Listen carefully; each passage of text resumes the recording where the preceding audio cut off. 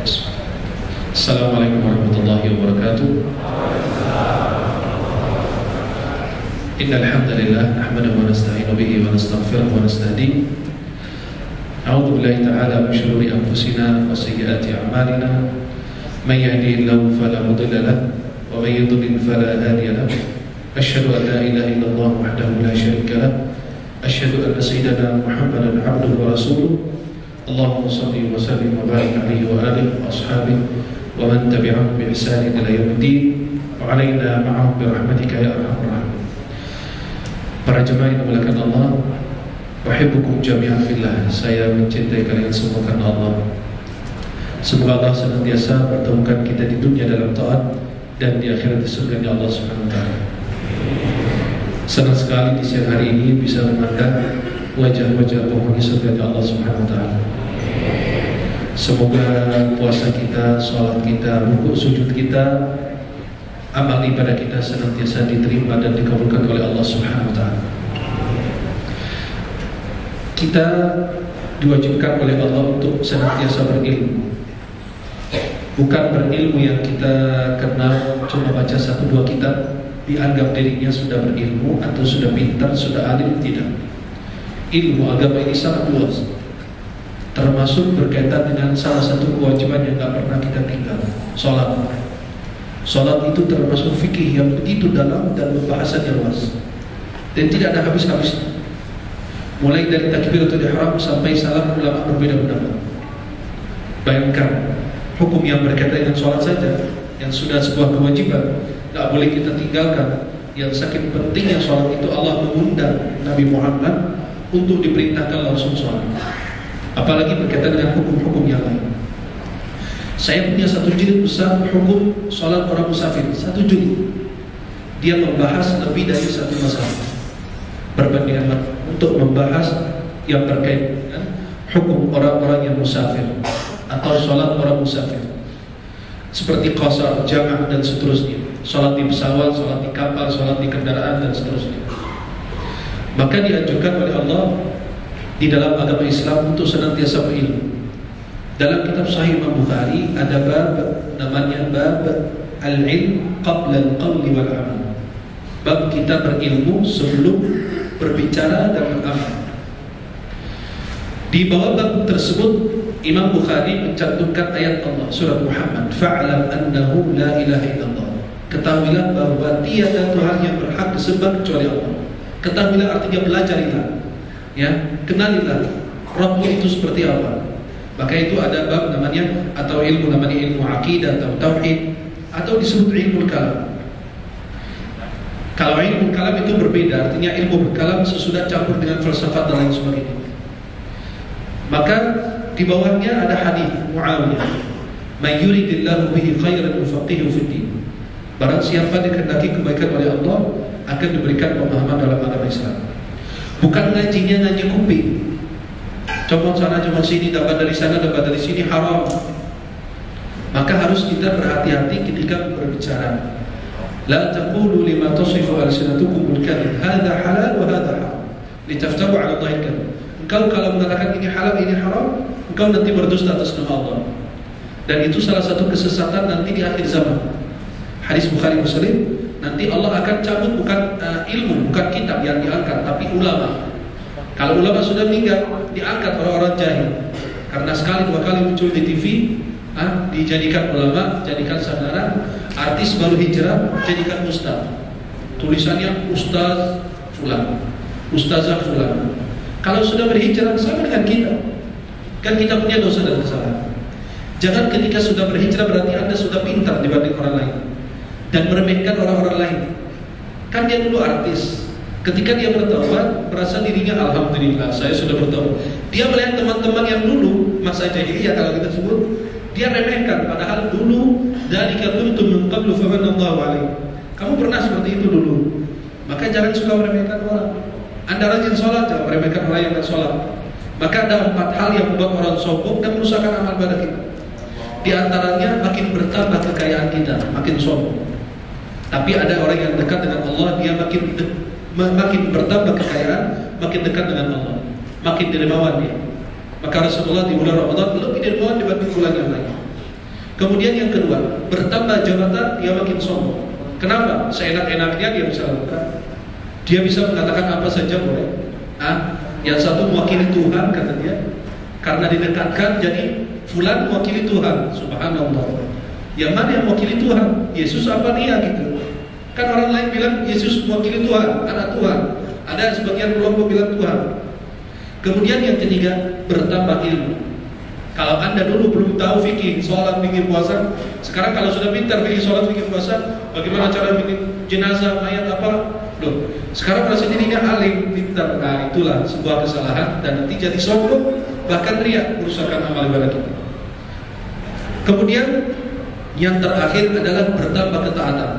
Kalau Anda bertambah ketaatan, dulu nggak pernah sholat malam, sekarang sholat malam, nah merasa dirinya orang, alhamdulillah hebat.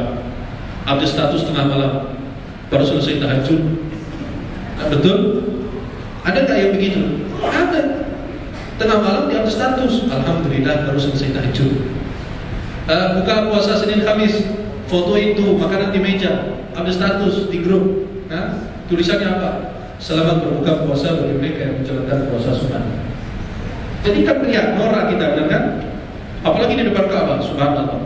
Ya, angkat tangannya, bukan berdoa, pura-pura aja biar difoto. Dipasang di dinding rumahnya itu, biar nakutin hantu dan jin. Musik kuntil bapak, kuntil anak.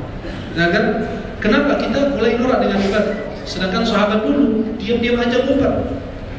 Ada Ibnu Abi Hind, orang soleh dulu, dia puasa 40 tahun, keluarganya gak ada yang tahu.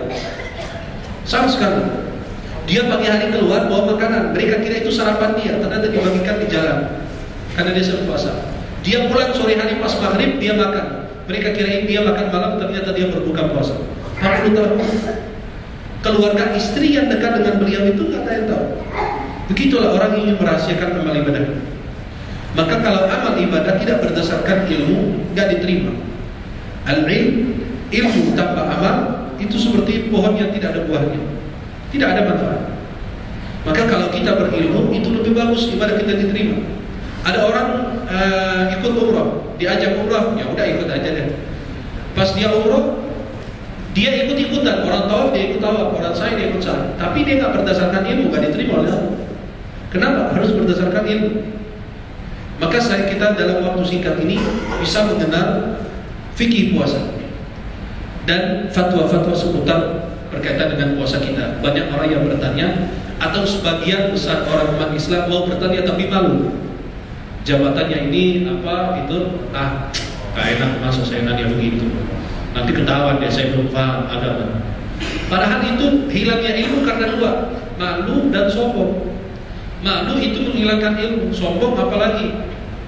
Maka di dalam pertanyaan yang saya susun ini, ya, berdasarkan fatwa-fatwa ulama, saya jelaskan singkat tentang fikih puasa dan fatwa-fatwa seputar puasa. Puasa ini artinya imsak, menahan.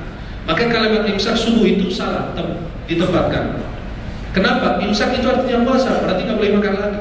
Padahal masih waktu imsak itu boleh kita makan dulu.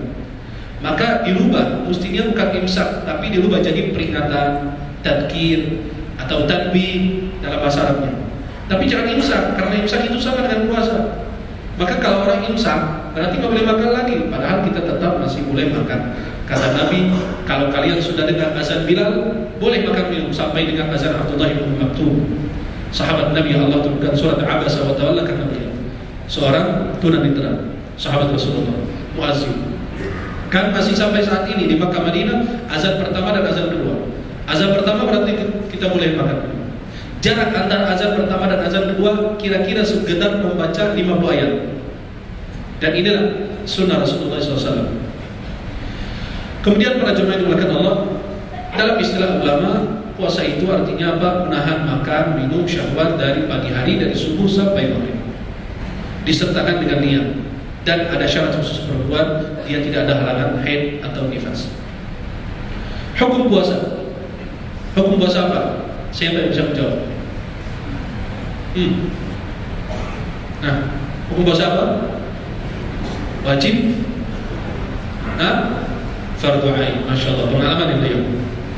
Puasa itu bukan cuma fardu ain saja. Puasa itu kadang-kadang menjadi fardu ain, Kadang-kadang menjadi makruh, kadang-kadang menjadi haram, kadang-kadang menjadi mustahab. Tuh, benar kan? Masih kurang ilmu kita, betul nggak? Ya, maka tuh perhatikan. Padahal itu cuma satu pertanyaan. Yakin kalau semua orang ditanya hukum sholat itu apa? Ada sholat yang wajib. Pertanyaan jawabannya begitu yang jelas. Ada sholat wajib, ada sholat sunnah, ada sholat yang tidak boleh, ada sholat tidak boleh. Apa? Sholat raghaib. Sholat raghaib itu di awal di bulan Rajab 100 rakaat atau di malam nisfu Sya'ban 100 rakaat. Kata Imam Nawawi dalam Majmu' jilid kedua, beliau mengatakan apa? Bahwa sholat raghaib itu bid'ah munkarah, nggak boleh. Kenapa?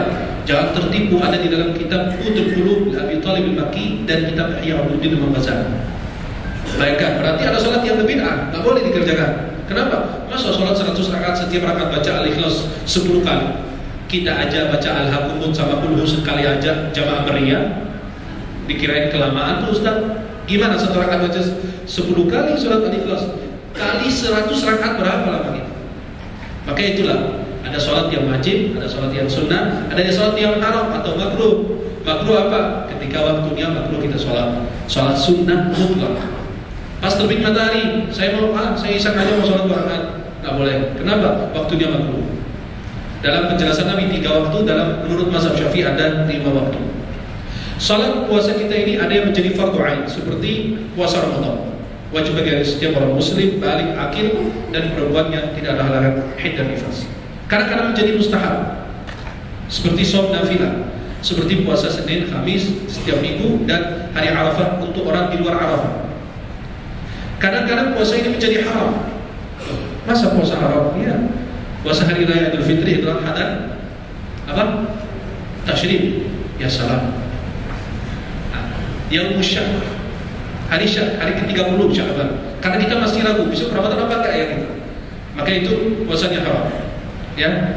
Dan ada sebagian ulama menambahkan hari ayat tasyrik ya, 1, 11, 12, 13 Zulhijjah. Kadang-kadang menjadi makruh puasa, seperti puasa apa? Hari Jumat atau hari Sabtu. Hari Jumat saja atau hari Sabtu saja. Kecuali kalau didahulukan dengan hari sebelum. Seperti Khamis, Jumat boleh. Atau hari Jumat itu jatuh pada tanggal 9 Zulhijjah boleh. Kenapa? Karena bertepatan dengan waktu sunnah kita berpuasa. Dan makruh bagi orang yang ada di padang Arafah. Lah dia mau puasa, kan kamu ini sedang haji. Kamu perlu tenaga, mau berdoa, mau berzikir, ya susah. Ya, kita aja di Indonesia aja udah nggak ikut haji, udah lemas. Ya, kayak tadi orang mau angkat air, saya suruh angkat, wah maaf saya masih lemas. Lemas apaan? Masa puasa bikin kita lemas? Buktinya orang mau dipelajang jantungnya esok hari mau dioperasi, disuruh puasa dari malam hari. Berarti ternyata puasa itu memberi energi buat kita, bukan menjadikan kita orang malas. Apalagi perang Nabi SAW pas bulan Ramadan. Kalau umat Islam zaman now beda. Puasa Ramadan aja udah lemas gitu. Tapi kita main handphone berjam-jam gak lemas. Disyariatkan puasa ini untuk merasakan penderitaan orang fakir miskin. Orang-orang yang kaya bisa merasakan orang miskin, bisa kita disatukan oleh Allah. Puasa di waktu yang sama, berbuka di waktu yang sama. Itu menguatkan ukhuwah Islamiyah kita dan mengontrol diri kita dan syahwat kita dan jiwa kita. Rukun puasa adalah apa? Pertama niat, yang kedua adalah menahan diri daripada makan dan minum dari terbitnya fajar sampai maghrib. Niat puasa itu adalah rukun. Niat itu mulai dari kapan? Dari malam hari sampai menjelang fajar. Apakah perlu setiap hari niat? Iya. Yang pendapat yang kuat adalah setiap malam niat. Dan ini pendapat mazhab Syafi'i. Maka setiap selesai orang tarawih, nawaitu shaum ghadim an ada'i fardhi gitu. Nah, pertanyaan yang perlu dilapaskan enggak? Sepakat ulama niat itu tempatnya di dalam hati. Mahilluhal qalb. Tetapi kalau dilapaskan untuk orang yang suka was-was, ragu-ragu itu boleh menurut sebagian mazhab. Maka jangan kita mengatakan kalau yang mengucapkan tafadhol, ya. Tetapi pada dasarnya niat itu letaknya dalam hati, enggak usah diucapkan. Tapi kalau diucapkan juga enggak usah dipermasalahkan. Kemudian yang kedua, apakah setiap malam niat? Iya. Ada satu pendapat bilang enggak, cukup aja di awal Ramadan niat untuk 30 hari selesai. Ya, enak banget gitu. Awal Ramadan nawaitu shauma Ramadan haji sanallahi taala selesai. Tapi pendapat yang kuat kita bilang setiap malam ada niat. Kenapa? Ada hadis Rasulullah SAW, "Man lam yubayyitin niyyah fala siyama min al-lail." Orang siapa tidak membesarkan niatnya dari malam hari, maka tidak ada puasa baginya. Kata ulama apa? Dia lupa niat aja, dia bangun sahur sudah termasuk niat. Maka kalau ada yang bilang, ya saya lupa habis isya niat, gimana dong? Sudah sahur belum? Sudah, ya udah khalas, itu termasuk niat juga. Kenapa? Karena Anda bangun sahur buat apa? Niatnya puasa Ramadan. Para jemaah yang dimuliakan Allah, fatwa seputar Ramadan. Pertama, orang yang bekam di siang hari Ramadan atau donor darah di siang hari Ramadan. Jumhur fuqaha, mayoritas fuqaha, bahwa bekam itu tidak merusakkan puasa. Karena yang membatalkan puasa sesuatu yang masuk ke dalam diri kita, bukan sesuatu yang keluar. Kan itu darah keluar. Yang kedua, ulama mengatakan bahwa donor darah itu siang hari Ramadan boleh, tapi lebih afdal bekam dan donor darah itu ditunda sampai selesai berbuka. Kenapa? Takut lemas, takut nggak kuat. Alasan aja mau donor darah. Kenapa? Biar makan minum. Dokter langsung minta air, minta jus, minta apa, udah makan. Maka lebih afdal boleh bekam donor darah siang hari Ramadan, ya. Akan tetapi lebih afdal ditunda sampai kita selesai berbuka puasa. Puasa bagi orang yang sakit penyakit gula. Kan orang yang penyakit gula itu ada yang berobat dan seterusnya. Kata ulama, dia dengan dokter. Jika dokter menentukan dia boleh berpuasa, boleh berpuasa. Jika dia tidak bisa, maka dia haram berpuasa. Kalau dokter menentukan, itu akan membahayakan diri Anda. Dan ini banyak dalilnya. Allah katakan dalam surah Al-Baqarah ayat 185, yuridullahu bikumul yusra wa la yuridu bikumul usra. Itu tentang ayat puasa juga. Allah menginginkan kemudahan, bukan kesusahan, bukan kesulitan untuk kalian. Maka para jemaah yang dimuliakan Allah, itu ditentukan. Kalau dia ada orang yang punya penyakit dibagi dua oleh ulama. Penyakit marad atau marid yurjamu, seorang sakit yang diharapkan kesembuhannya. Artinya sakitnya 2-3 hari kelar. Itu berbuka nanti selesai Ramadan dia berqadanya. Yang kedua, ada marid la yurjamu, tidak diharapkan kesembuhannya. Artinya penyakit yang seterusnya, penyakit yang agak lama.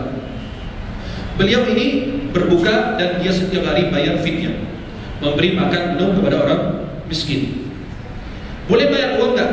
Saya kan tak mau kasih makan, boleh enggak bayar uang? Menurut mazhab Syafi'i, Hanbali, Maliki bahwa tidak sah, harus makan. Menurut mazhab Hanafi boleh, dikiaskan sama dengan zakat fitrah. Menurut mazhab Syafi'i, Hanbali, Maliki bahwa zakat fitrah itu dengan makanan pokok kita. Tapi menurut mazhab Hanafi bahwa boleh untuk kemaslahatan orang fakir miskin, boleh dikasih uang. Dan dua-duanya insyaallah sahih. Saya sedang di pesawat, ada yang terbang sampai 11-12 jam dan seterusnya. Kan di Indonesia sudah pagi hari, dia sudah sahur di sini. Naik pesawat, tiba-tiba loh sudah terbenam matahari di tempat lain.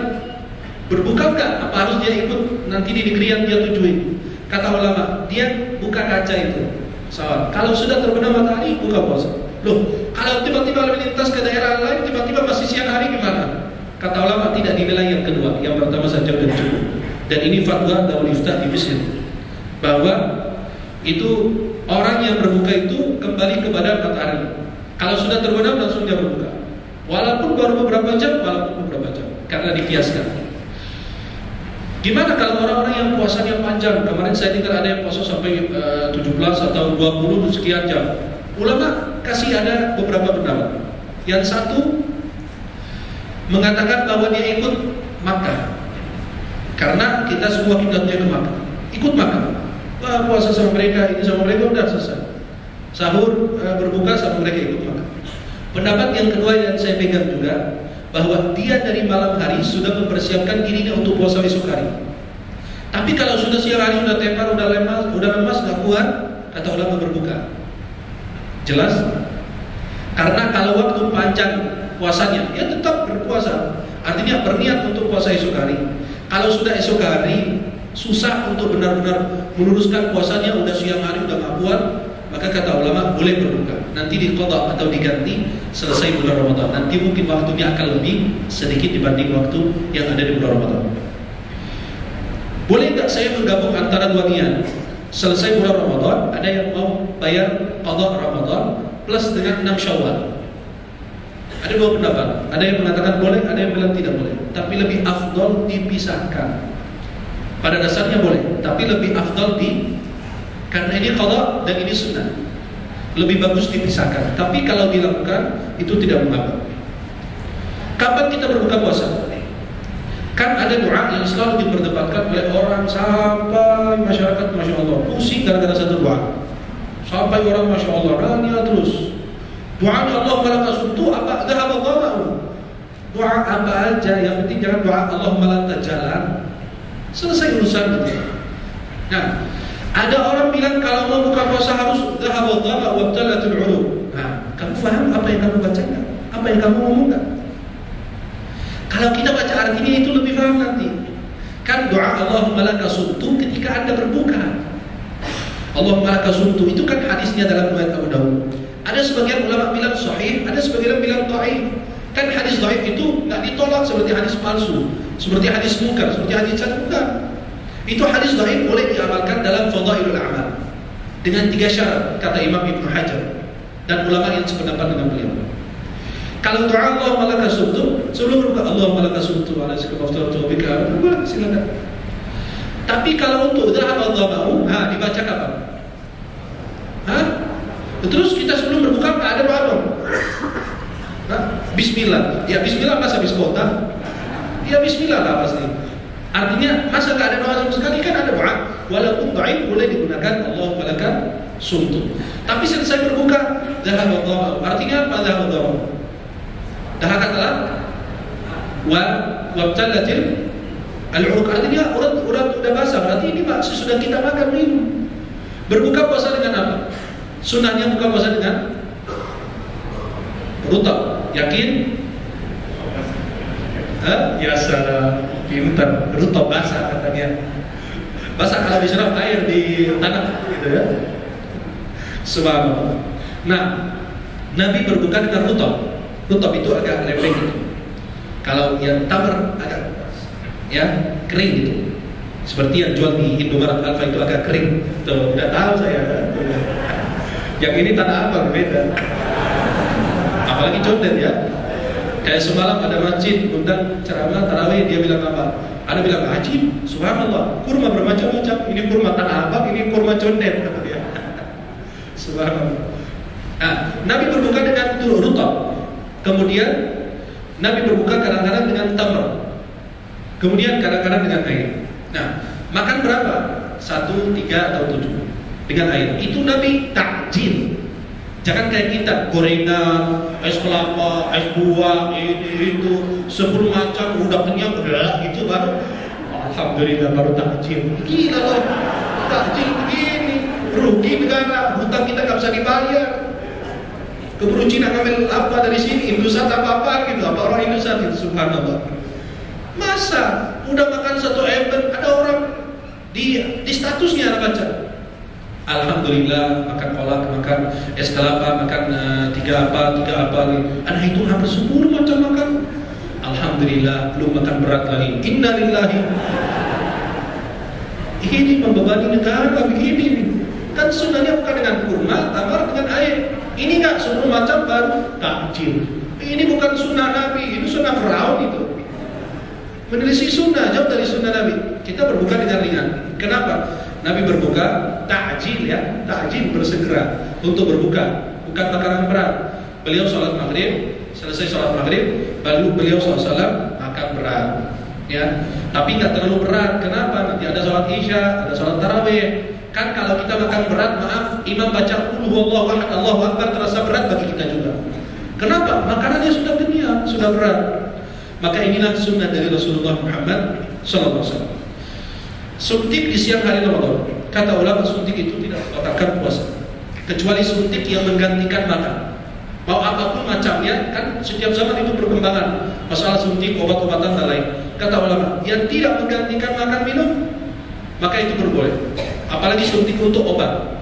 Ada orang yang pakai suntik, kenapa? Vitamin, sehat. Lu segar banget, iyalah udah disuntik tadi pagi. Itu setiap hari kan mengganti makan minum, itu tidak boleh. Kata ulama, itu batal puasa. Karena itu mengganti makan minum. Tetapi kalau orang yang suntik karena sakit, maaf siang hari atau apa, maka kata ulama itu diperbolehkan. Ada yang suntik insulin di siang hari Ramadan. Orang yang maaf, nauzubillah, semoga Allah angkat penyakit seluruh kaum muslimin muslimat. Kalau dia suntik dirinya, insulin itu membatalkan puasa atau tidak? Kata ulama tidak membatalkan. karena dia tidak termasuk makan minum. Mencabut gigi siang hari Ramadan boleh nggak? Nah, angkat tangan yang tahu dan saya kasih buku hadiah. Ayo cabut gigi siang hari Ramadan. Masa kalian tak ada yang pernah cabut gigi? Innalillahi. Sehat semua, masya Allah. Nah, cabut gigi siang hari Ramadan. Ini apa? Hah? 25.000. Saya buat saya juga. Nah, berarti kira yang saya jawab, ada yang jawab. Masuk ke sini sampai habis. Berarti antum dari tadi mesti kasih tahu ada ya Syekh. Astagfirullah. Biar ada kasih soal-soal yang susah gitu. Kan ada pertanyaan tadi, hukum puasa itu hukumnya apa? Gak ada yang jawab. Maka ada yang jawab tadi yang satu. Nah, hukum mencabut gigi siang hari Ramadan. Silakan yang tahu jawabannya angkat tangan. Kaget saya, astagfirullah. Nah, yakin? Allah. Dilakukan malam hari. Astagfirullah. Udah batal tuh ya. Insyaallah. Hadiahnya ada di sini. Diambil dari saya langsung. Kalau akhwat, kalau ikhwan dilempar ke bapak. Insyaallah. Jazakallah khair. Cabut gigi siang hari Ramadan boleh? Oh, anak yang kasih, jangan antum. Iya, jangan. Kalau dapat ikhwan atau kasih sendiri, ada ikhlas. Gini, kalau untuk cabut gigi boleh, tapi jangan sampai ada ditelan, karena ada yang darah keluar. Kalau ditelan itu batal. Tapi kalau dijaga, insya Allah tidak mengapa. Orang yang cuci darah siang hari Ramadan, membatalkan atau tidak? Tidak membatalkan, karena bukan makan minum, karena itu pembuluhan darah. Ya, cuma menggantikan darahnya saja. Maka itu kata ulama tidak membatalkan puasa. Kemudian ada orang yang kadang-kadang ya stres lah sama istri, apa sama anak, apa sama bosnya, lagi duduk gigit kukunya itu. Kalau digigit aja dibuang boleh. Kalau sampai ditelan batal.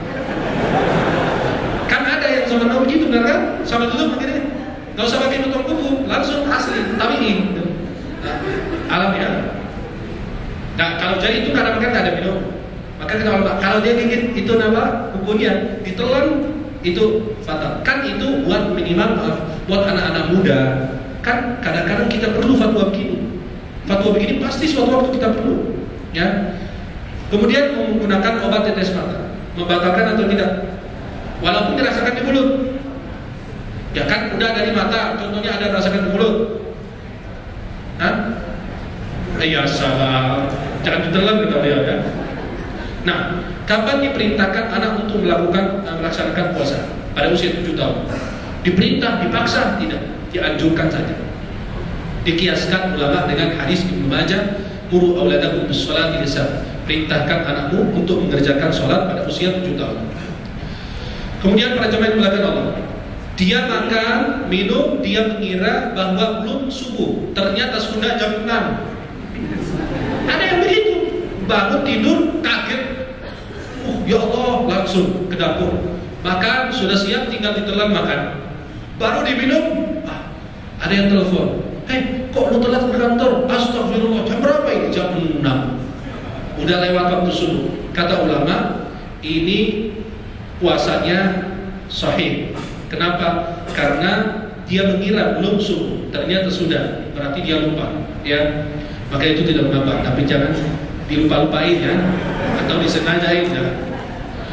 Kemudian orang yang makan, kalau kita lupa di siang hari Ramadan makan minum. Saya siang hari ke dapur, ada orang kemarin nanya, pertanyaan lucu, paling unik saya lihat.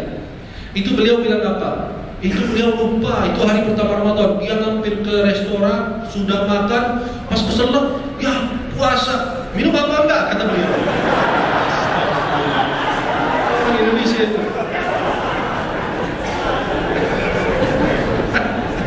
Ini pertanyaan orang Indonesia itu nggak ada di dalam buku. Dia lagi makan di restoran, pas keselak, astagfirullah, lagi puasa, tapi dia mau minum, gimana? Nah, jawabannya apa? Yang tahu jawabannya angkat tangan. Saya kasih upah nih. Boleh? Yakin? Puasanya batal nggak? Salah, sesat, batal.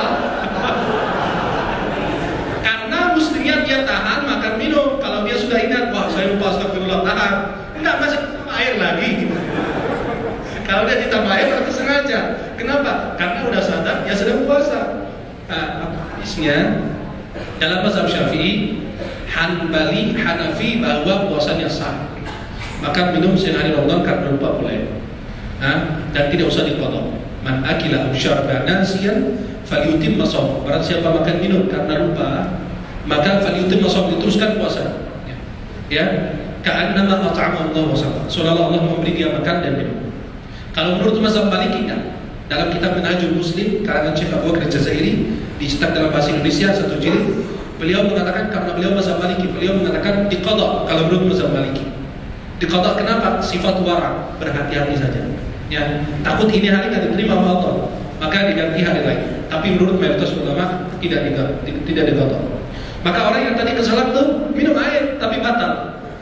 Menjaga, menahan sampai maghrib, tetapi dia lebih bagus untuk mengqadhanya. Kemudian para jemaah yang dimuliakan Allah Subhanahu wa taala, untuk perempuan hamil dan menyusui yang selalu ditanyakan, kan perempuan hamil, ingat ya, sebelum saya kasih hukumnya, kita harus melihat ke depan. Ulama sebelum memberi hukum penjelasan, mereka lihat jarak jauh dulu, nggak di bawah kaki kan. Perempuan kan hamil berapa bulan? 6 sampai 9. Melahirkan 6 bulan boleh sah. 7 bulan, 8 bulan, 9 bulan ada. Ya, jelas? Ditambah dengan menyusui berapa tahun? Kapan dia qadha puasa Ramadan? Hamil lagi, Masya Allah. Pintar itu. Ada orang kemarin anaknya berapa? 7. Masya Allah, istrinya puasa kapan ini? Nah, maka ulama melihat jarak jauh, jadi ada 3 pendapat. Pendapat pertama mazhab Hanafi, dan ini pendapat sahabat Nabi Ali bin Abi Thalib, bahwa perempuan tidak wajib bayar fidyah. Kalau dia hamil menyusui, dia wajib mengqadha saja, cukup dengan mengqadha. Yang kedua, pendapat Imam Syafi'i dan Imam Hanbali, Imam Ahmad bin Hanbal, dan sahabat Nabi Ibnu Umar, Abdullah bin Umar bin Khattab, diriwayatkan oleh Imam Al-Jassas. Mereka mengatakan bahwa kalau perempuan hamil menyusui, takut khawatir terhadap dirinya, maka dia wajib qadha saja. Kalau khawatir terhadap dirinya dan bayinya atau janinnya, maka dia wajib qadha dan bayar fidyah. Saya ulang lagi, mazhab Syafi'i dan Hanbali, kalau perempuan khawatir terhadap dirinya, maka dia wajib qadha. Tetapi kalau dia khawatir terhadap dirinya dan janinnya atau bayinya karena dia hamil atau menyusui, maka dia wajib qadha dan bayar fidyah. Ada pendapat ketiga dinukul oleh Imam Ibnu Qudamah dalam kitab Al-Mughni, ya, jilid ketiga halaman 37. Imam Ibnu Qudamah bilang apa? Menurut Imam Ibnu Abbas, Abdullah bin Abbas sahabat Rasulullah, bahwa dia tidak wajib qadha, dia cukup dengan bayar fidyah saja. Ibnu Abbas melihat karena perempuan habis dia melahirkan, dia masih menyusui 2 tahun, kapan dia bayar qadhanya? Itu sangat susah buat beliau, maka itu keringanan. Kalau dia sedang puasa, tiba-tiba 5 menit sebelum maghrib, 10 menit keluar darah haid, batal nggak? Batal, kasihan. Ya. Awas, ibu di belakang. Anak nggak ngomong ya, ini beliau. Coba lihat ke bukannya. Apabila perempuan ingin minum obat agar tidak keluar haid selama bulan Ramadan biar dia ikut berpuasa, kata ulama kembali ke dokter. Jika dokter mengatakan bahwa tidak berbahaya baginya, maka boleh. Jika berbahaya, maka haram. Apakah perempuan itu berdosa jika dia puasa siang hari Ramadan dalam keadaan haid atau nifas karena malu sama keluarga? Dosa. Kenapa? Karena itu dia membebani dirinya sendiri, maka tidak boleh melakukan hal tersebut. Ini pertanyaan lucu ya, lucu tapi benar mungkin terjadi. Orang yang pingsan siang hari Ramadan, kata ulama, apabila dia sudah niatkan dari malam hari puasa, kemudian pingsan dari pagi, dari subuh sampai menjelang maghrib, tiba-tiba bangun. Kata ulama, kalau bangun sadarnya sebelum maghrib, maka sah puasanya. Kalau pingsannya dari subuh sampai isya, tidak sah, ganti 1 hari. Maka jangan pura-pura pingsan ya. Maka itulah, kalau dia pingsan dari subuh sampai sebelum maghrib, Karena belum keluar dari waktunya, maka dia boleh ikut berbuka puasa seperti biasa dan tidak ada qada.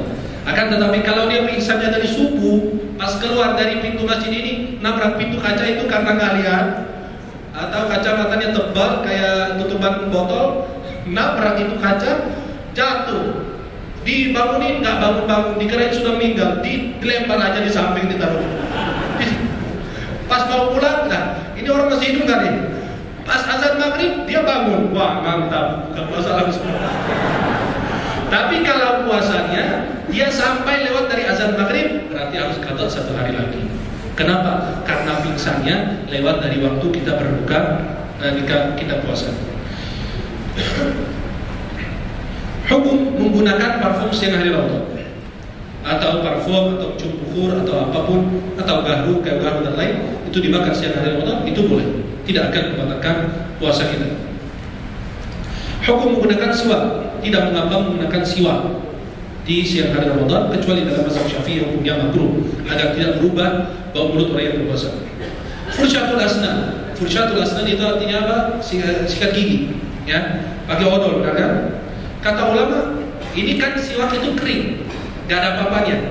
Kalau ini odol itu ada sesuatu yang masuk ke mulut kita. Menurut mayoritas ulama bahwa itu boleh, tapi jaga agar tidak dia masuk ke dalam mulut kita atau dalam mulut kita ini. Apabila gusi kita ini berdarah, membatalkan puasa atau tidak? Kata ulama, kalau ditelan batal, kalau enggak tidak mengapa. Hukum orang yang sakit asma menggunakan semprotan, biasa semprotan itu digunakan siang hari Ramadan, ulama mengatakan tidak membatalkan puasa, seperti Syekh Ibnu Utsaimin rahimahullah taala. Wallahu a'lam. Apabila orang sedang wudu, dianjurkan berkumur-kumur enggak di siang hari Ramadan? Kalian kalau wudu kumur-kumur enggak? Sampai 50 kali lagi. Subhanallah. Maka kalau berkumur-kumur boleh, tapi tidak berlebih-lebihan. Kenapa? Karena hukumnya makruh. Apalagi pas lagi panas itu kumur-kumur enak betul. Ya. Hukum mencicipi makanan. Perempuan lagi masak, cicipi julid lidahnya, boleh nggak? Kalau dia gini, Allah enak gitu ya. Nah, minimal makruh. Tapi kalau dalam keadaan darurat dicicipi lalu dibuang, boleh. Tapi kalau sampai ditelan itu membatalkan puasa. Merokok siang hari Ramadan membatalkan. Sebelum membatalkan hukumnya haram. Ya. Kemudian hukum berenang di siang hari Ramadan. Boleh. Tapi menurut Darul Ifta di Jordan hukumnya makruh. Ya, karena bulan Ramadan itu bulan subuh. Kita ibadah, bukan berenang siang hari. Menurut mereka begitu ya. Hukum menelan ludah kita di siang Ramadan itu, walaupun dikumpulkan banyak ditelan, kan di sini ada banyak. Hal yuftiru man jama'a 'ariqahu fabtala'ahu. Gitu dikumpulin banyak. Alhamdulillah. Kan menurut ulama semua mereka harus bersiapkan. Kenapa? Sudah ada jawabannya masing-masing. Kemudian para jemaah yang dimuliakan Allah, orang yang muntah di siang hari Ramadan, kalau dia masukin jari di mulut, muntah sengaja batal kalau 1 hari. Kalau dia tidak disengaja, ya ketemu orang yang tukang kredit atau apa, muntah gitu, wah, itu tidak apa-apa. Kemudian para jemaah yang dimuliakan Allah Subhanahu wa taala, parfum dan krim di siang hari Ramadan untuk muka, untuk kulit itu tidak mengapa kalau digunakan di siang hari Ramadan. Gimana orang yang ketinggalan puasa Ramadan tahun-tahun sebelumnya? Kata ulama, kalau dia ketinggalan puasa Ramadan tahun kemarin, masuk Ramadan ini qada dan bayar fidyah, kayak denda gitu. Kenapa? Dia melonggar, dia menunda-nunda sampai masuk Ramadan berikutnya. Orang yang makan minum siang hari Ramadan sengaja, hukumnya apa? Dosa besar. Sengaja, ya. Jangan masuk ke restoran, makan, habis itu keselak baru minum. Itu sudah sengaja. Hukum orang yang meninggal sedangkan dia memiliki hutang puasa. Ulama ada 2 pendapat. Yang satu mengatakan bahwa menurut mayoritas ulama dari mazhab Hanafi, Maliki, dan pendapat baru dalam mazhab Syafi'i dan mazhab Hambali, bahwa itu tidak usah diqadha bagi orang lain menggantikan puasa orang tersebut yang meninggal, tetapi cukup bayar mud. Mud itu 500 sampai 700 gram, ya, dari makanan pokok kita. Tapi ada pendapat ulama lain mengatakan bahwa dia diwakili oleh salah salah satu keluarganya, man mata wa alaihi shiyam shama anhu wali. Mereka berpendapat dengan hadis ini. Barang siapa punya puasa, maka dia tidak sempat digantikan oleh walinya. Loh, saya ini bukan keluarga beliau orang yang meninggal itu, tapi saya kepingin qada puasa beliau. Boleh, kata ulama. Walaupun bukan keluarga orang yang meninggal, boleh juga.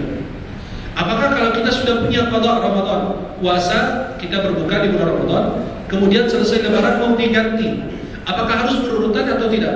Berturut-turut gitu atau tidak? Kata ulama lebih afdal berturut-turut. Tapi kalau tidak mengapa juga. Apakah perempuan minta izin kepada suami ketika dia puasa sunnah? Ya, puasa qada, dia mau qada Ramadan dulu. Ya, selesai lebaran dia mau qada. Nanya suami, boleh nggak saya qada? Minta izin nggak suami? Astagfirullah. Minta izin nggak? Pada takut jawab, salah lagi. Kata ulama apa? Kalau waktunya masih longgar, dia minta izin suami. Ya, dapat hukum. Karena kasihan. Beliau dari tadi kepingin jawab tapi susah terus. Dikasih. Coba, kok dua? Sama beliau ya siapa? Antum ini orang adil, insya Allah. Maka kalau nikah lagi sah. Bisa berlaku adil ya. Kalau waktunya longgar, dia di Syawal mau kalau puasa Ramadan boleh. Harus minta izin suami dulu. Kenapa? Waktunya masih longgar. Tapi kalau sudah mepet 15 hari akhir Ramadan, Sya'ban, lalu dia mau qada puasa, dia tidak perlu izin suami karena waktunya sudah sempit. Tuh, jawaban ulama seperti itu. Kalau waktunya longgar, minta izin suami. Kalau waktunya sudah sempit, maka ulama mengatakan tidak perlu meminta izin suaminya. Kemudian para jemaah yang dimuliakan Allah, untuk yang terakhir ini, hukum mencium istri di siang hari Ramadan. Boleh-boleh aja. Gimana? Mayoritas ulama fuqaha makruh. Masya Allah, main boleh-boleh aja. Antum usia berapa? Jawabannya sesuai dengan usia. Usia antum berapa? Sesuai usia berapa sekarang? 34. Udah lama nikah? Apa baru? 3 tahun. Berarti pengantin baru. Makruh. Kalau bagi beliau ini tidak. Itu beneran, bukan bercanda. Kata ulama, asyab, anak muda yang baru nikah atau belum lama nikah atau masih muda, nggak bisa mengontrol dirinya, takut kebablasan. Dari pipi ke ini berbahaya lagi. Maka kata ulama, lebih bagus dihindari bagi yang muda. Yang tua boleh, karena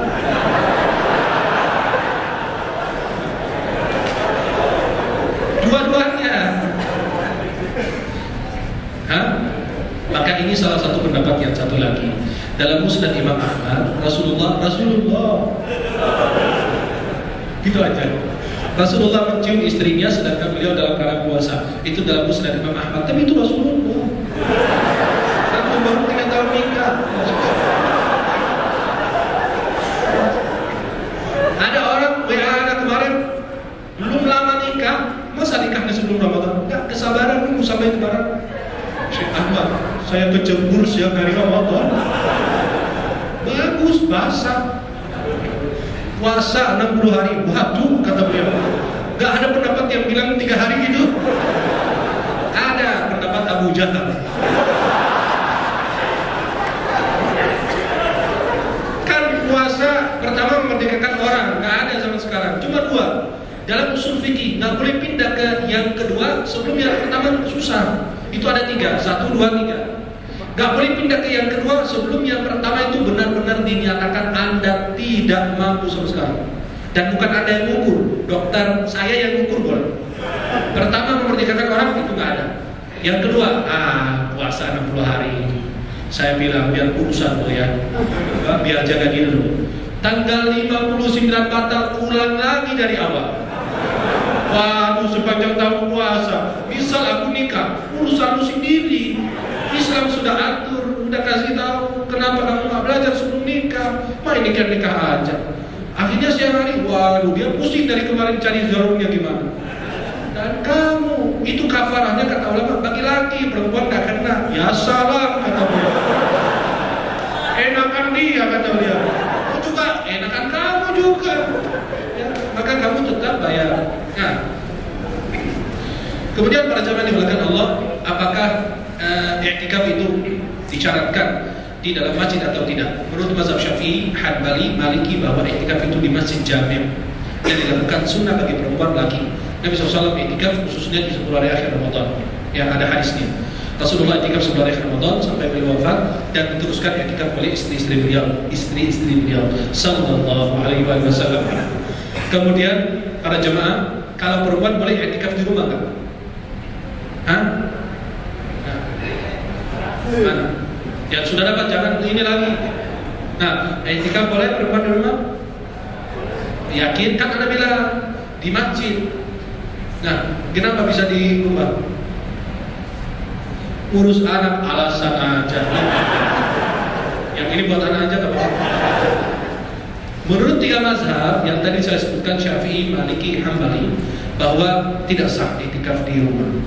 Tapi menurut mazhab Hanafi, yajuzu lil mar'a an ta'takifa fi masjid baitiha. Diperbolehkan bagi perempuan untuk melakukan i'tikaf di masjid rumahnya. Apa masjid rumahnya? Tempat yang dia khususkan buat sholat. Itu boleh menurut mazhab Hanafi. Maka sholat isyarat bagi perempuan kalau tak di masjid, kan cara masjid. Sholat subuh di masjid, duduk berzikir sampai terbit matahari. Kan 3 mazhab. Tapi mana mazhab Hanafi bilang boleh. Nanti insya Allah kita mengharapkan pahala untuk beliau. Dan ini pendapat Syekh Muhammad rahimahullah. Perempuan kalau duduk i'tikaf di rumah, sholat subuh berzikir terus sampai terbit matahari, 20 menit kemudian sholat 2 rakaat, dapat pahala haji umrah sempurna 3 kali. Hadis riwayat Tirmizi dari Anas bin Malik. Maka mazhab Hanafi boleh. Tapi mazhab-mazhab lain tidak diperbolehkan. Wallahu ta'ala a'lam wa a'lam bissawab. Saya kasih pertanyaan dulu. Saya pengen sudah khatam Al-Quran 1 kali. Saya pilih 1 orang yang sudah khatam Al-Quran 1 kali. Sudah khatam? Masya Allah.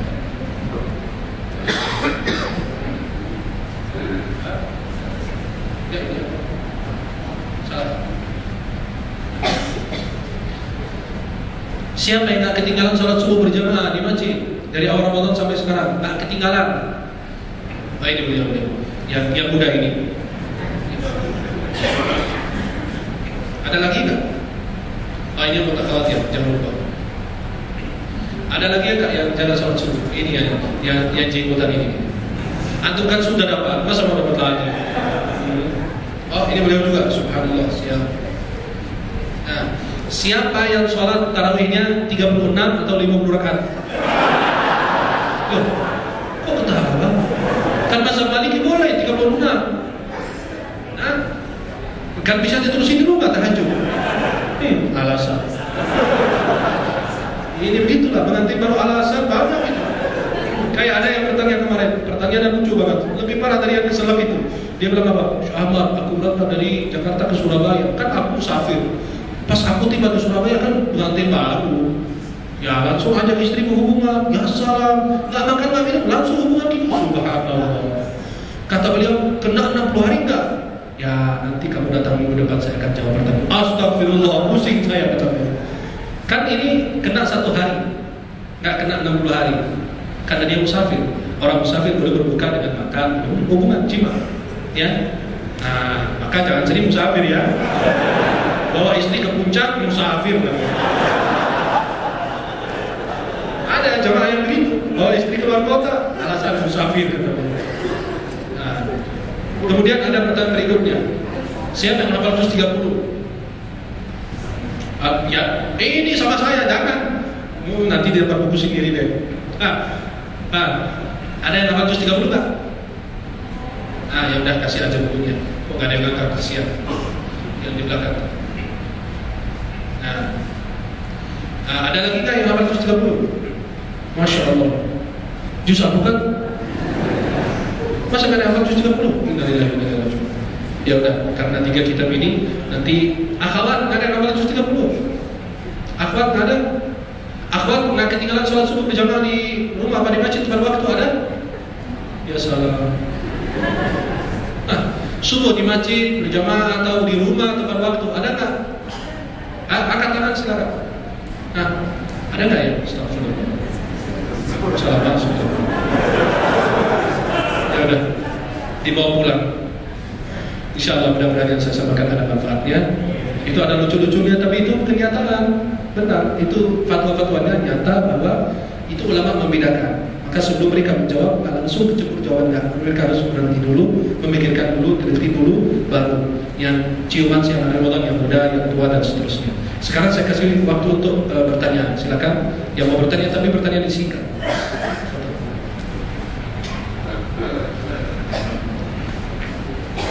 Sudah bilang, Waalaikumsalam. Di komplek kami baru didirikan musola sih. Terus PKM di sana minta gimana kalau kita tuh untuk dalam konteks terakhir itu dilakukan di musola kita, bukan di masjid. Dan apa untuk mata kuliah juga sekaligus memberikan macam contoh untuk anak-anak kita yang sekarang ini sudah mulai bermain. Itu gimana? Menurut mazhab Syafi'i, Hambali, Maliki bahwa tidak sah kalau itikaf di musola. Ya, itikafnya di masjid atau masjid jami yang digunakan untuk sholat Jumat. Ya, tapi menurut mazhab Hanafi boleh. Kalau ada kemaslahatan untuk sholat itikaf di situ, mungkin untuk memanggil atau mengajak orang-orang komplek di situ, mungkin lebih dekat, lebih nyaman, lebih aman, mungkin itu lebih asal. Kembali kepada kemaslahatan. Maka jika beliau ingin melaksanakan etikaf, kan mungkin di situ nggak ada yang menghidupkan sunnah ini, mungkin itu lebih asal. Ya, Allah Taala. Silakan ada bertanya lagi. Langsung. Assalamualaikum warahmatullahi wabarakatuh. Waalaikumsalam. Kalau supir antar kota atau pilot itu masuk kategori mustaqil atau tidak? Nah, kalau lebih dari 80 kilo atau 84 km boleh. Yang kan musafir. Walaupun setiap hari. Walaupun setiap hari. Ya. Tapi jangan keluar setiap hari. Enggak, dia pilot atau supir. Iya, maka ulama mengatakan lebih bagus dia puasa jika tidak merasakan kesulitan. Kan dia supir, benar kan? Kalau dia benar-benar akan membahayakan dirinya dan barang atau orang yang sama beliau, maka itu dia berbuka, nanti dia kalau. Karena dia musafir pertama. Yang kedua, dia kuat untuk meneruskan puasa. Walaupun dia setiap hari, tapi wajib dia untuk mengqadha puasa yang dia telah tinggal. Allah bagus. Contoh yang di belakang. Assalamualaikum warahmatullahi wabarakatuh. Waalaikumsalam warahmatullahi wabarakatuh. Saya mau tanya ini mengenai pertanyaan. Kan beliau tinggal di US. Dia tanya kalau puasanya ngikutin Indonesia boleh nggak? Karena dia puasa Tidak, sesat.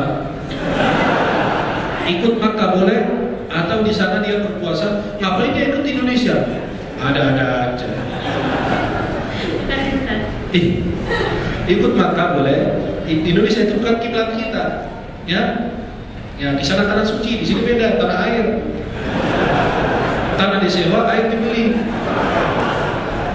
Maka kalau untuk beliau mau ikut Makkah boleh, atau yang kedua beliau kalau merasakan kesulitan untuk waktu panjang untuk puasa, niatkan dari malam hari berpuasa, kemudian siang hari beliau bisa. Kalau tidak kuat boleh berbuka, nanti tinggal qadha saja.